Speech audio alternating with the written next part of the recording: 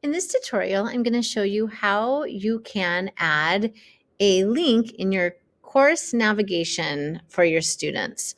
So I'm going to go down here when I'm on my home page of my course, and I'm going to click on Settings.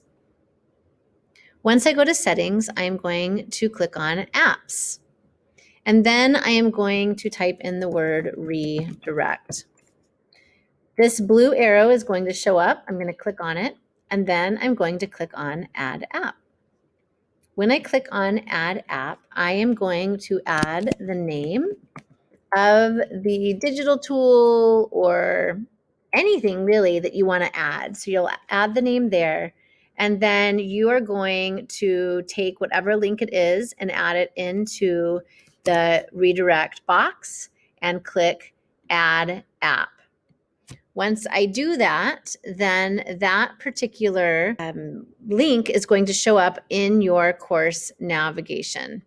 So you can see right here, my Pearson has shown up. When I go back to my home page and click on Student View, now you can see Pearson showing up here on the student's course navigation.